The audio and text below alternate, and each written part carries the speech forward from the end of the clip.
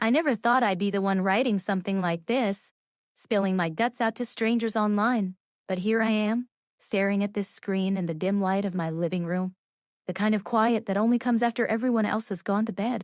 It's been eating at me for months now, this secret that's twisted everything inside out. I'm a wife, a mom, the woman who organizes the neighborhood potlucks, and remembers to send thank you notes after birthday parties. But underneath all that, there's this other version of me that's been unraveling, thread by thread. Let me start from the beginning, or at least what feels like the beginning. My husband and I met in college, back when life felt like an open road with no speed limits. He was studying engineering, always buried in textbooks, and I was in liberal arts, dreaming about writing novels that would change the world. We clicked over late-night coffees and shared dreams of building a life together. Fast forward a decade and we're married with 2 kids, a boy who's 8 and obsessed with building forts out of couch cushions, and a girl who's 5 and thinks she's a princess in training. We live in a modest house in a suburban neighborhood, the kind where lawns are mowed on Saturdays and kids ride bikes until the streetlights come on. My husband works long hours at his job, designing systems for manufacturing plants. He's good at it, steady, the type who comes home exhausted but still helps with bedtime stories. I work part-time from home as a freelance editor, piecing together manuscripts while juggling school drop-offs and soccer practices. Our life isn't glamorous, but it's ours, comfortable, predictable. Or at least it was. About a year ago, things started shifting. It wasn't dramatic at first, just little cracks. He'd come home later, citing project deadlines, and I'd nod, understanding because I'd been there too during busy seasons. But then the texts started pinging at odd hours and he'd glance at his phone with a quick smile before setting it face down. I didn't snoop. I'm not that type. Or I wasn't. Instead, I buried myself deeper in work, in the kids, in the routine that kept everything afloat. One evening, after a particularly rough day where our son had a meltdown over homework and our daughter refused to eat anything green, I decided I needed a break. I told my husband I was heading to the local library to pick up some books for work. It's open late a couple nights a week, a quiet haven with rows of shelves that smell like old paper. He kissed me goodbye without looking up from his laptop. At the library, I wandered the aisles, pulling out volumes on grammar and style guides, but my mind was elsewhere. That's when I bumped into him. Literally. I turned a corner too sharply and knocked a stack of books from his arms. He was tall, with an easy laugh that cut through my apology. No harm done, he said, bending to pick them up. His name was Alex, a teacher at the nearby high school, borrowing materials for his history class. We chatted for a minute about the challenges of educating teenagers, and I felt a spark I hadn't in years, a simple, human connection. It was innocent at first. We'd run into each other there occasionally, exchange recommendations on books. He was married too, with a teenage daughter from a previous relationship, and we bonded over the chaos of parenting. No flirting, just conversation that made the evenings less lonely. But as weeks turned into months, those chance meetings became something I looked forward to. I'd find excuses to go to the library more often, timing it around when I thought he might be there. One night, after a heated argument with my husband over something trivial, like who forgot to pay the water bill, I stormed out and ended up at the library again. Alex was there, sitting at a table with a pile of essays. He saw the frustration on my face and waved me over. We talked for hours about everything and nothing. He shared how his marriage had grown stale, how he felt like he was going through the motions. I opened up about feeling invisible, like my identity had been swallowed by motherhood and marriage. As the library closed, he walked me to my car. The parking lot was empty, the air cool with the promise of fall. You're not invisible, he said softly, his hand brushing mine. And then, without thinking, I leaned in and kissed him. It was quick, impulsive, but it ignited something dormant inside me. We pulled back, both shocked, and I drove home in a daze, my heart pounding. That kiss haunted me. I told myself it was a mistake, a one-time lapse. But the next time I saw him, the pull was stronger. We started meeting outside the library, coffee shops, parks, always during the day when no one would notice. It escalated slowly, from stolen kisses to afternoons in his car, parked in secluded spots. The guilt was there, a constant shadow, but so was the thrill. the feeling of being desired again. My husband noticed the changes in me. I was happier, more energized. He attributed it to a new project I was working on, and I let him believe it. Our intimacy picked up too. The affair made me feel alive, and that spilled over into our marriage. Irony, right? But deep down, I knew it was unsustainable. I started making plans to end it, to recommit to my family. Then came the twist that shattered everything. One afternoon, after dropping the kids at school, I met Alex at a quiet cafe on the outskirts of town. We were saying our goodbyes, agreeing it had to stop. As I hugged him, my phone buzzed. It was a text from my husband. "We need to talk, now." My stomach dropped. Had he found out? I rushed home, mind racing with excuses. He was waiting in the kitchen, his face pale. "I know about Alex," he said flatly. I froze, words failing me. But then he continued, "I saw the messages on your phone last night. How long has this been going on?" Wait, my phone? I hadn't left any traces, or so I thought. But the real shock came next. "And I need to confess something too," he added, his voice breaking. "I've been seeing someone. For months. You then." The world tilted on its axis in that kitchen moment. My husband's words hung in the air like smoke, thick and choking. I'd come home, braced for confrontation about my own betrayal, ready to beg for forgiveness or face the fallout, but this was a mirror thrust in my face, reflecting back the hypocrisy I'd been living. I sank into a chair, staring at him across the table where we'd shared countless family dinners. "What do you mean you've been seeing someone?" My voice was barely a whisper, laced with disbelief. He ran a hand through his hair, the gesture so familiar it hurt. "Her name is Sarah.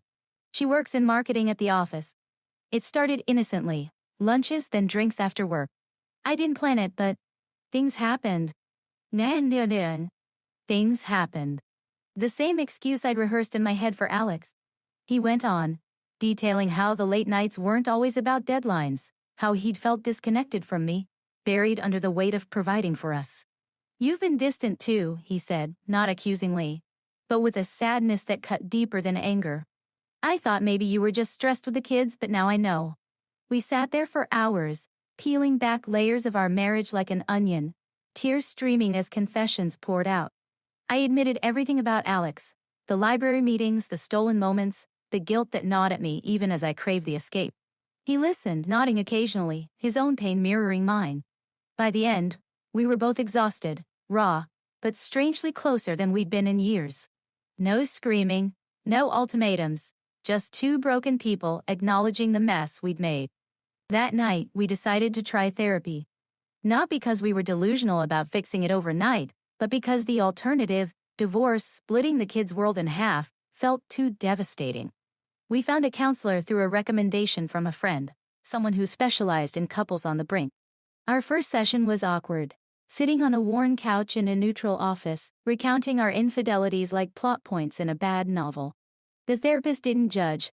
She probed gently, asking about our communication, our unmet needs.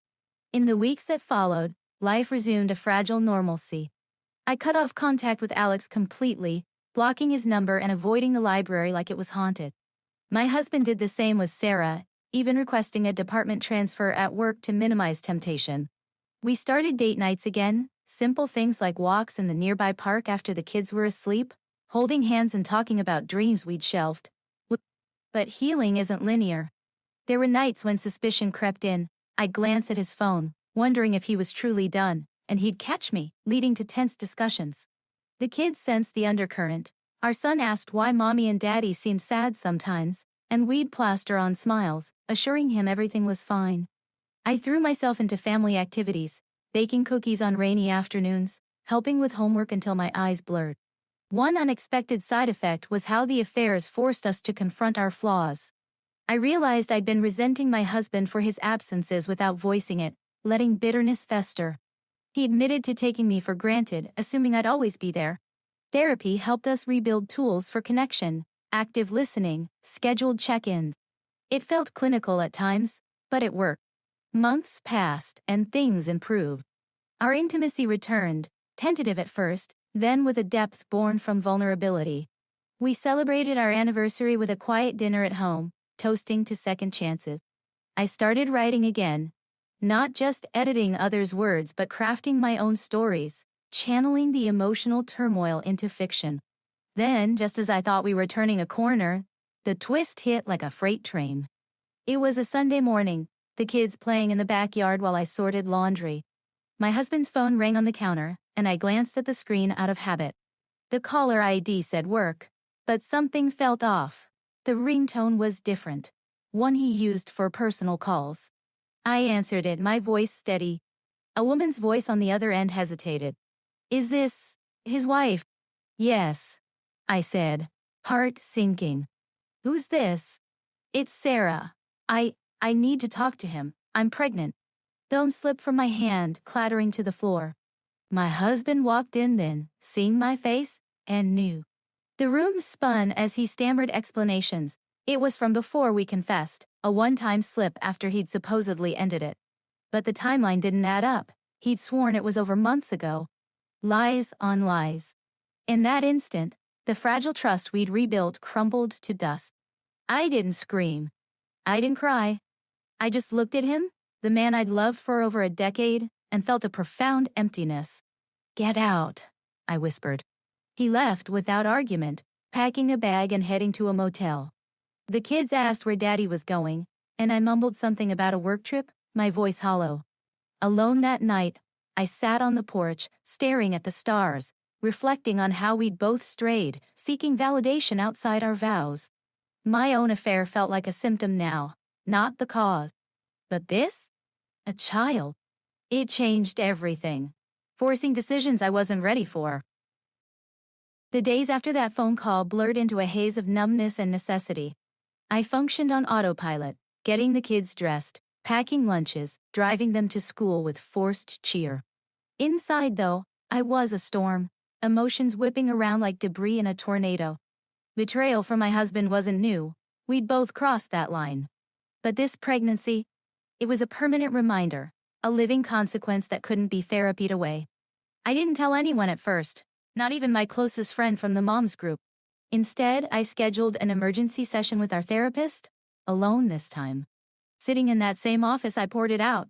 The call, the lies, the gut-wrenching math that proved he'd continued the affair even as we were working on a. The therapist listened, her expression neutral.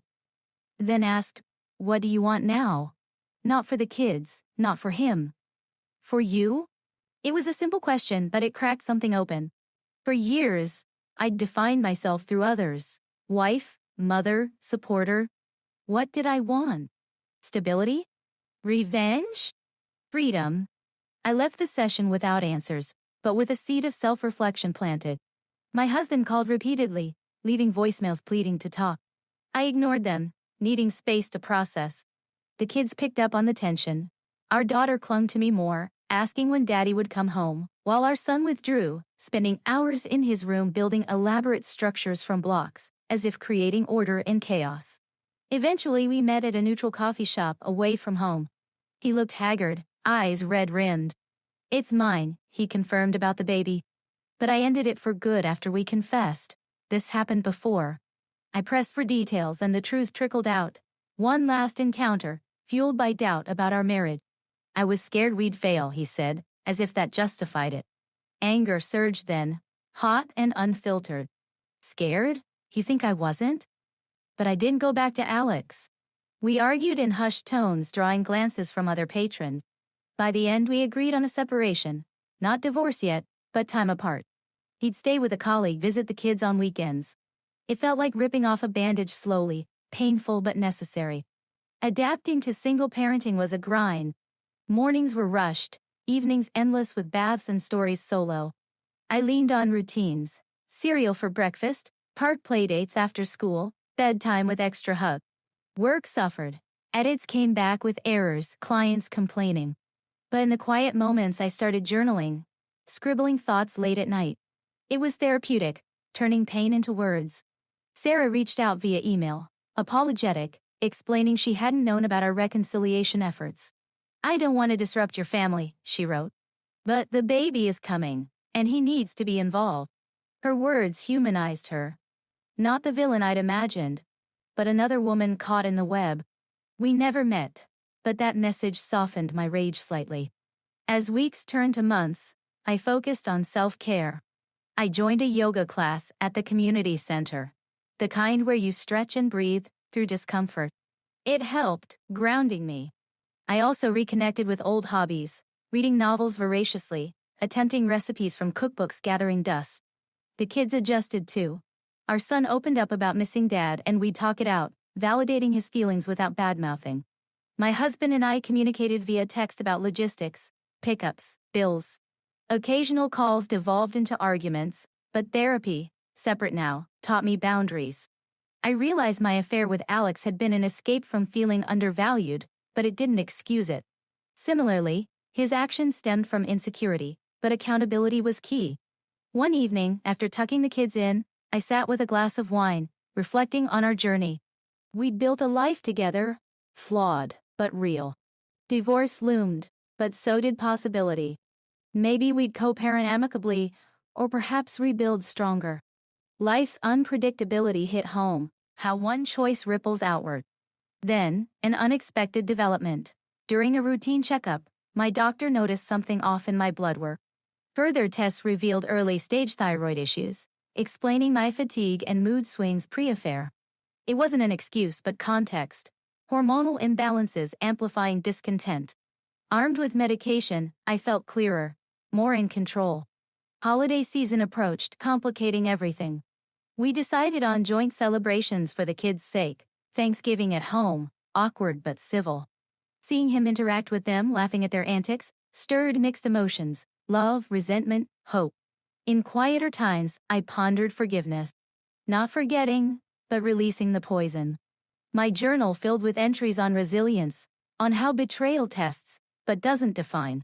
I started sharing anonymized snippets online, in forums where people vented similar stories. Responses poured in, empathy, advice, solidarity. It reminded me I wasn't alone. As winter set in, with snow blanketing the yard, I felt a shift. Strength emerged from vulnerability. Whatever came next, reconciliation or separation, I'd face it head-on, prioritizing my well-being and the kids. Life wasn't a fairy tale, but a messy, evolving narrative. Separation stretched into its 6th month, a limbo that became oddly comfortable. The house felt emptier without my husband's presence, the missing coat on the hook, the unoccupied side of the bed. But I adapted, filling spaces with new routine. Mornings started with coffee and journaling, a ritual that centered me before the kids woke. I'd write about dreams, fears, small victories like mastering a new recipe or negotiating a better freelance rate. The kids thrived in their own ways. Our son joined a robotics club at school, channeling his building passion into circuits and code. Our daughter took dance lessons, twirling in the living room with unbridled joy. I volunteered at their events, chatting with other parents, building a support network. One mom, a divorcee, shared her story over coffee. It gets better. You rediscover yourself. Her words resonated. My husband and I co-parented effectively, if distantly. Weekend visits were structured, parks, movies, home-cooked meals. He attended the baby's ultrasounds alone, updating me sparingly. Sarah was due in spring. The reality loomed, but I focused on what I could control. Therapy evolved into personal growth sessions. I explored codependency patterns from my upbringing, parents who stayed together for the kids despite quiet misery. It explained my tolerance for disconnection. I set goals, more independence, pursuing writing seriously. I submitted short stories to online magazines, receiving rejections but also encouragement. Socially, I dipped toes into outings. A book club at the community center introduced me to like-minded women. We discussed literature over tea, debates sparking laughter. No romance, I wasn't ready. But human connection healed wounds. One afternoon, while browsing a used bookstore, I ran into Alec. He looked surprised, then concerned. "How are you?" he asked. I kept it brief, separated, focusing on family. He nodded, sharing his own marriage counseling. "We almost didn't make it," he admitted. The encounter was closure, not temptation. I left feeling lighter, past mistakes acknowledged, but not defining. Finances strained during separation. My freelance income fluctuated, so I took a part-time job at a local publishing house, editing manuscripts in an office setting. The commute was short, the environment stimulating, colleagues passionate about words. It boosted confidence, reminding me of pre-marriage ambition. Holidays passed with blended awkwardness. Christmas morning, my husband joined for gift opening, the kids' excitement bridging gaps. We exchanged polite presents, a book for him, a scarf for me. Later, alone, I reflected on gratitude, health, children's smiles, personal growth. As Sarah's due date neared, tension built. My husband confided fears about fatherhood again, balancing two families. "I want to do right by everyone," he said during a rare deep conversation. I listened, offering neutral advice. Empathy crept in. We were both flawed humans navigating consequences. Spring brought renewal. Flowers bloomed in the yard, mirroring my budding optimism. I enrolled in an online writing course, honing craft. Feedback praised my emotional depth, drawn from real pain. Then, a plot turn. My husband proposed mediation for divorce. "It's time," he said gently. "For both our sakes."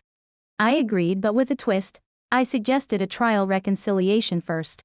Not from desperation, but curiosity. Had we changed enough? Therapy prepared us. We communicate better, set boundaries. He moved back in tentatively, sleeping in the guest room. We dated like newlyweds, dinners, walks, honest talks. Intimacy returned slowly, built on trust. The kids beamed, sensing stability. But challenges arose.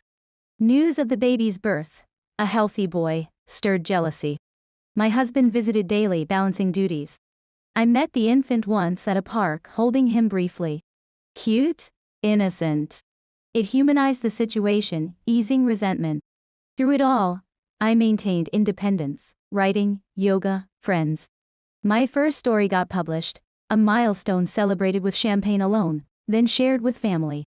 Reflecting now, infidelity shattered illusions but forced evolution. We're not the same couple, we're wiser, more intentional. Whether we last or not, I've claimed my narrative. A year post-separation, our home hums with cautious harmony. My husband fully integrated back, but with evolved dynamics. We share chores equally, prioritize weekly check-ins. The new baby lives with Sarah, and my husband co-parents there too, scheduling visits transparently. It's not ideal, but we've navigated it with maturity, introducing the kids gradually as a half-sibling.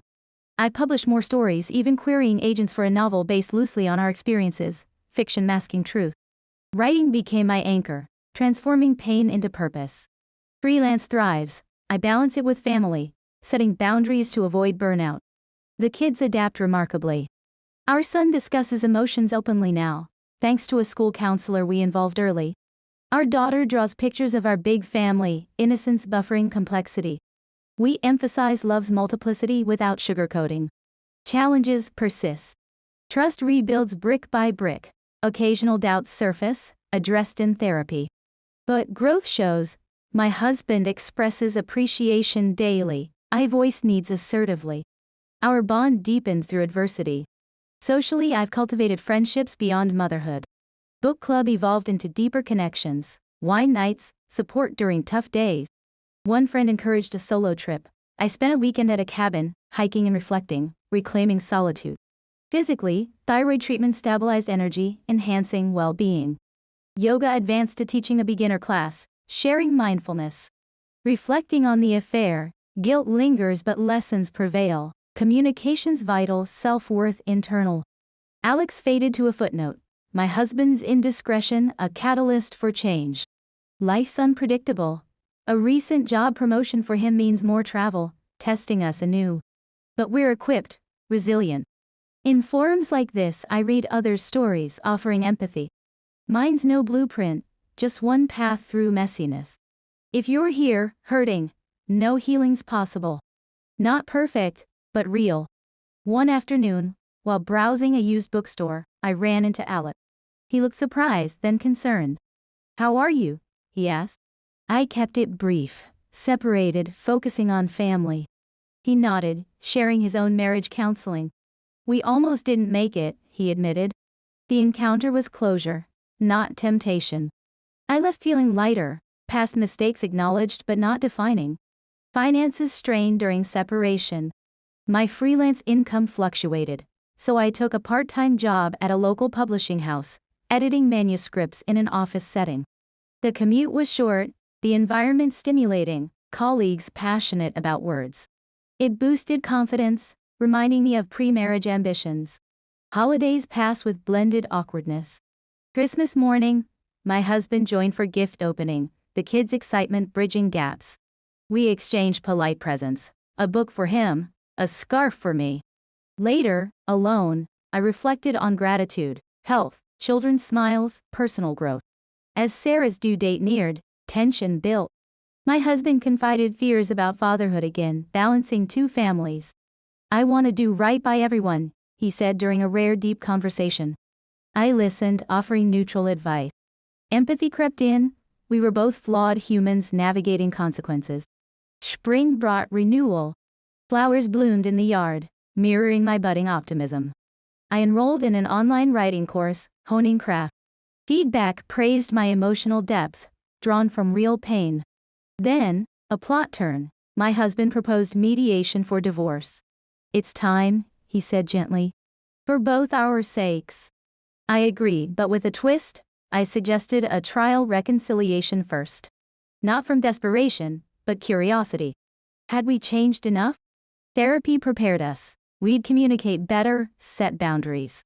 He moved back in tentatively, sleeping in the guest room. We dated like newlyweds. Dinners, walks, honest talks. Intimacy returned slowly, built on trust. The kids beamed, sensing stability. But challenges arose. News of the baby's birth, a healthy boy, stirred jealousy. My husband visited daily, balancing duties. I met the infant once, at a park, holding him briefly. Cute. Innocent. It humanized the situation, easing resentment. Through it all, I maintained independence. Writing, yoga, friends died. My first story got published, a milestone celebrated with champagne alone, then shared with family. Reflecting now, infidelity shattered illusions but forced evolution. We're not the same couple, we're wiser, more intentional. Whether we last or not, I've claimed my narrative. A year post-separation, our home hums with cautious harmony. My husband fully integrated back, but with evolved dynamics, we share chores equally, prioritize weekly check-ins. The new baby lives with Sarah, and my husband co-parents there too, scheduling visits transparently. It's not ideal, but we've navigated it with maturity, introducing the kids gradually as a half-sibling. I've published more stories, even querying agents for a novel based loosely on our experiences, fiction masking truth. Writing became my anchor, transforming pain into purpose. Freelance thrives. I balance it with family, setting boundaries to avoid burnout. The kids adapt remarkably. Our son discusses emotions openly now, thanks to a school counselor we involved early. Our daughter draws pictures of our big family, innocence buffering complexity. We emphasize love's multiplicity, without sugarcoating. Challenges persist. Trust rebuilds brick by brick, occasional doubts surface, addressed in therapy. But growth shows. My husband expresses appreciation daily, I voice needs assertively. Our bond deepened through adversity. Socially, I've cultivated friendships beyond motherhood. Book club evolved into deeper connections. Wine nights, support during tough days. One friend encouraged a solo trip. I spent a weekend at a cabin, hiking and reflecting, reclaiming solitude. Physically, thyroid treatment stabilized energy, enhancing well-being. Yoga advanced to teaching a beginner class, sharing mindfulness. Reflecting on the affair, guilt lingers but lessons prevail, communications vital, self-worth internal. Alex faded to a footnote, my husband's indiscretion a catalyst for change. Life's unpredictable. A recent job promotion for him means more travel, testing us anew. But we're equipped, resilient. In forums like this, I read others' stories, offering empathy. Mine's no blueprint, just one path through messiness. If you're here, hurting, no healing's possible. Not perfect but real.